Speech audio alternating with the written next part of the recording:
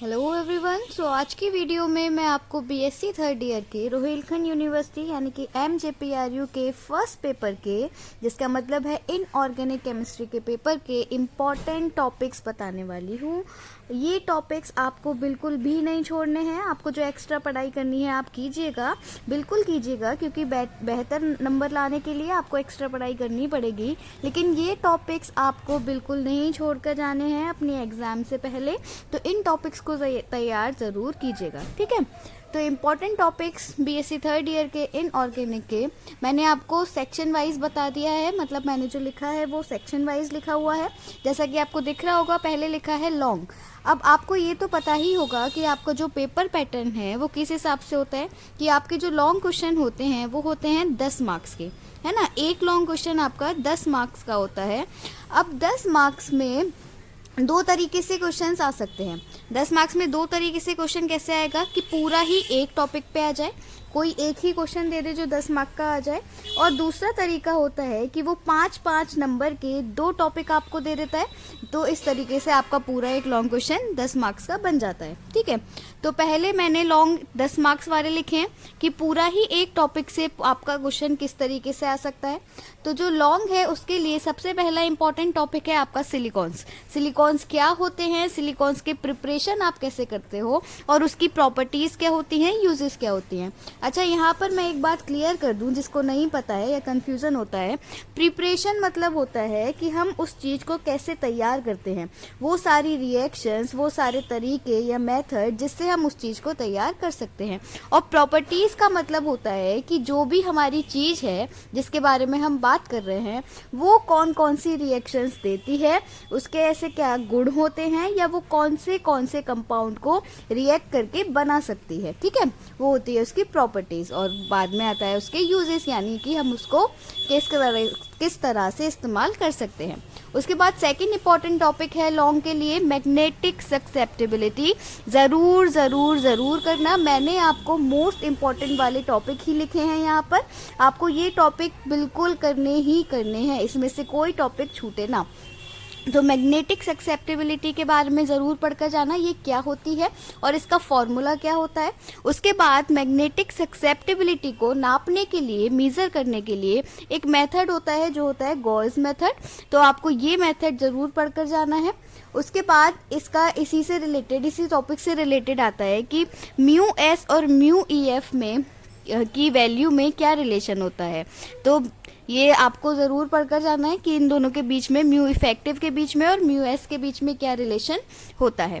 अब magnetic susceptibility का ये जो टॉपिक है, ये जैसा कि मैंने आपको 10 मार्क में बताया है, ये कई तरीके से आ सकता है। या तो ये पूरा आपको आ जाएगा, या फिर 5 नंबर में आ जाता है कि केवल गॉस मेथड समझाओ, या फिर अलग तरीके से शॉर्ट में आ जाता है, 2 नंबर में आ जाता है कि इसके बीच का रिलेशन क्या होता है, ठीक है। तो ये टॉपिक मोस्ट इंपॉर्टेंट है। उसके बाद अनदर मोस्ट इम्पॉर्टेंट टॉपिक है हमारा ऑर्गेनोमेटेलिक कंपाउंड्स क्या होते हैं, ठीक है। ऑर्गेनोमेटेलिक कंपाउंड्स क्या होते हैं, और लिथियम, मर्क्यूरी, एल्यूमिनियम के जो ऑर्गेनोमेटेलिक कंपाउंड्स होते हैं उनको हम कैसे प्रिपेयर कर सकते हैं, प्रिपरेशन कैसे होती है, प्रॉपर्टीज़ कैसे होती है, मतलब वो क्या क्या प्रॉपर्टीज़ देते हैं और उनके यूजेस क्या क्या होते हैं, ठीक है। तो ऑर्गेनोमेटेलिक कंपाउंड से ज़रूर आता है क्वेश्चन, आप इसको पढ़कर जाना। उसके बाद नेक्स्ट इंपॉर्टेंट टॉपिक है हमारा 10 मार्क्स के लिए CFT, crystal field theory. Crystal field theory क्या होती है, उससे भी ज़्यादा इम्पॉर्टेंट है, मतलब क्रिस्टल फील्ड थ्योरी से भी ज़्यादा इम्पॉर्टेंट है ये CFSE। CFSE का मतलब है क्रिस्टल फील्ड स्टेबलाइजेशन एनर्जी। इसके बारे में ज़रूर पढ़कर जाना, और कैसे हम इसको कैलकुलेट करते हैं ये भी ज़रूर पढ़कर जाना। इस पर मैंने वीडियो बना रखी है, आप मेरे चैनल पर देख सकते हो। ऑर्गेनोमेटेलिक कंपाउंड पर भी वीडियो पड़ी हुई है, आप वो भी देख सकते हो। उसके बाद magnetic properties and colours of complexes, ये भी हम CFT की मदद से निकालते हैं।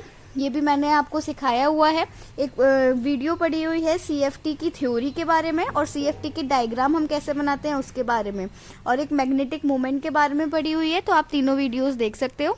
प्लेलिस्ट भी बना रखी है, आप प्लेलिस्ट में जाकर भी डायरेक्ट देख सकते हो। उसके बाद CFT की लिमिटेशंस, यानी कि CFT की क्या क्या कमियाँ रह गई थी वो आप पढ़कर जा सकते हो। उसके बाद नेक्स्ट टॉपिक है हमारा सीएफटी से ही रिलेटेड कि टेट्राहेड्रल और ऑक्टाहेड्रल जो हमारे संकुल होते हैं, जो हमारे कॉम्प्लेक्सेस होते हैं टेट्राहेड्रल और ऑक्टाहेड्रल, उसमें क्रिस्टल फील्ड स्प्लिटिंग किस तरीके से होती है।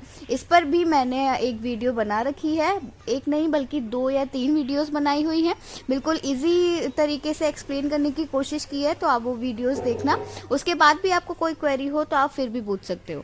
तो अब ये भी सीएफटी भी, ये पूरा जो टॉपिक था ये भी इसी तरीके का है कि वो 5-5 नंबर में आपको अलग अलग पार्ट करके भी दे सकते हैं, पूरा क्वेश्चन एक साथ भी दे सकते हैं, या फिर वो इसमें से कोई सा टॉपिक उठा के 2 नंबर के शॉर्ट में भी डाल सकते हैं। तो ये जितने भी टॉपिक्स थे उसमें से जो आपको पूरा साथ मिलेगा, ऑर्गेनोमेटेलिक कंपाउंड वाला तो पूरा साथ ही मिलता है। अब इसमें ये बात समझना कि ये आपको 2 मिल सकते हैं, जैसे 3 दिए हुए हैं तो आपको 2 साथ में मिल गए कि लिथियम की भी बताओ, एल्यूमिनियम की भी बताओ। अब इसमें भी एल्यूमिनियम वाली ज़्यादा इंपॉर्टेंट है, मतलब ज़्यादा बार पूछी जाती है। बाकी वैसे ये तीनों ही इंपॉर्टेंट है, लिथियम, मर्क्यूरी एंड एल्यूमिनियम। ठीक है, उसके बाद ये उससे पहले ये जो मैग्नेटिक सक्सेप्टेबिलिटी का था, इसका भी कई तरीके से क्वेश्चन आ सकता है, 5 नंबर में भी, टोटल भी, 10 नंबर में भी और 2 नंबर में भी। ठीक है, उसके बाद देखते हैं हमारे जो 5 नंबर वाले क्वेश्चन हैं। तो 5 नंबर वाले जो टॉपिक्स हैं उसमें सबसे पहला टॉपिक है स्टेबिलिटी कांस्टेंट क्या होता है और ऐसे कौन कौन से फैक्टर्स हैं जो इसको अफेक्ट करते हैं।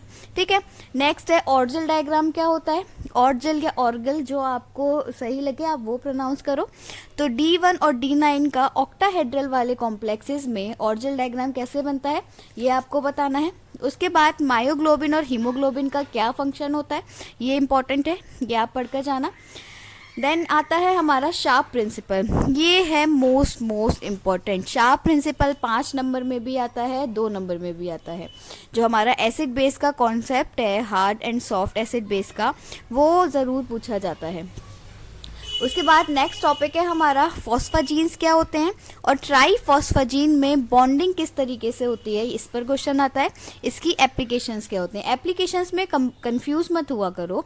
एप्लीकेशन का सिंपल सा मतलब है कि हम जो भी कॉन्सेप्ट पढ़ रहे हैं, जिस भी चीज़ को हमने पढ़ा, जिसके बारे में हमने पढ़ा, हम उसको और चीज़ों पर कैसे अप्लाई कर सकते हैं, उस कॉन्सेप्ट को हम कैसे इस्तेमाल कर सकते हैं, वो होता है उसका एप्लीकेशन। ठीक है, उसके बाद असेंशियल और ट्रेस एलिमेंट्स का रोल क्या होता है ये आपको पढ़ के जाना है। और फिर है नेक्स्ट टॉपिक हमारा preparation and structure of metal carbonyls, ये ज़रूर पढ़ कर जाना। देन मेटल कार्बोनिल से ही रिलेटेड है हमारा Fe2CO9 का जो ब्रिज स्ट्रक्चर होता है वो किस प्रकार होता है, आप उसको बना के दिखाओगे और उसके क्या क्या फीचर्स होते हैं वो बना के देन नेक्स्ट और लास्ट टॉपिक है हमारा 5 नंबर में SN2 मैकेनिज्म क्या होती है स्क्वायर प्लेनर कॉम्प्लेक्सेस में। ठीक है, अब इसमें भी जो आपको, इसमें भी वैसे तो ये सारे टॉपिक करने ही करने हैं, इसमें भी जो आपको नहीं छोड़ना है वो ये बिल्कुल नहीं छोड़ना है, ये बिल्कुल नहीं छोड़ना है, और ये स्टेबिलिटी कांस्टेंट वाला नहीं छोड़ना है, फॉस्फाजीन वाला नहीं छोड़ना है। ठीक है, इसके बाद देखते हैं जो हमारे 2 नंबर वाले क्वेश्चन हैं, 2 नंबर में मतलब शॉर्ट में जो आते हैं उसमें जो जो टॉपिक्स हैं वो देखते हैं। This is one of the most important topic. देखो 2 नंबर वाले मैंने आपको 10 नंबर और 5 नंबर में भी बताए हुए हैं कि उसमें से भी उठा के छोटे छोटे टॉपिक बना के 2 नंबर में पूछ लेते हैं। ठीक है, देखो 2 नंबर वाले जो मतलब शॉर्ट, जो हमारे शॉर्ट आंसर्स होते हैं वो ना, आपको अगर पूरा कॉन्सेप्ट पता है तो आप बहुत आराम से कर लोगे, क्योंकि आपने एक पूरा लॉन्ग टॉपिक पढ़ा हुआ है, उसमें से ही वो उठा के शॉर्ट दे देंगे आपको, तो ये बहुत आसान रहते हैं शॉर्ट अटैम्प्ट करना। लेकिन मेरी जो आपके लिए सजेशन है वो यही है कि आप लॉन्ग वाले पहले करा करो पेपर में, क्योंकि वो आपको ज़्यादा नंबर का अमाउंट दे सकते हैं, फिर शॉर्ट करो एंड MCQ आप कभी भी कर सकते हो। तो सबसे ज़्यादा इम्पॉर्टेंट टॉपिक सबसे पहले लिखा हुआ है कि ये जो टाइटेनियम का कॉम्प्लेक्स होता है TiH2O6 इसका इलेक्ट्रॉनिक स्पेक्ट्रम किस तरह से होता है। अगर आपका होगी तो मैं इस पे वीडियो बनाकर आपको शॉर्ट में वीडियो बनाकर समझा दूंगी। फिर है हमारा डी ट्रांजिशन जो होता है, डी ट्रांजिशन मतलब डी ऑर्बिटल्स में Eg होती है, T2G होती है ना। तो इलेक्ट्रॉन्स का D से D में ही जो ट्रांजिशन होता है, कूदना होता है, जंप करना होता है या मूवमेंट होता है, उसे हम डी ट्रांजिशन कहते हैं। तो उसके लिए सिलेक्शन रूल्स क्या होते हैं, मतलब ऐसा कौन सा रूल है जब वो पूरा हो जाएगा तभी डीडी ट्रांजिशन होगा, तो उसके बारे में आपको बताना है। देन हमारा नेक्स्ट टॉपिक है EAN यानी कि effective atomic number and 18 electron rule. Then है लिमिटेशंस ऑफ BVT, जो हमारी बैलेंस बॉन्ड थ्योरी है उसकी लिमिटेशंस क्या होती है। बैलेंस बॉन्ड थ्योरी पर भी मैंने एक वीडियो बना रखी है, आप उसको देख सकते हो। फिर है हमारा लेबाइल एंड इनर्ट कॉम्प्लेक्सेस क्या होते हैं, ये इंपॉर्टेंट है, लेबाइल और इनर्ट कॉम्प्लेक्सेस के बारे में पढ़कर जाना। उसके बाद है हमारा difference between organic and inorganic polymers. Then है कैल्शियम आयंस का बायोलॉजिकल सिस्टम में क्या रोल होता है, कैल्शियम के साथ साथ जिंक आयन का भी पढ़कर जाना। फिर है हमारा मेटेलोपोरफायरिन्स क्या होते हैं, ये इंपॉर्टेंट है। अच्छा, इसमें कैल्शियम आयंस, जिंक आयंस और इसके अलावा ना एक सोडियम पोटेशियम पंप होता है, सोडियम पोटेशियम पंप होता है, उसके बारे में भी थोड़ा सा देख जाना।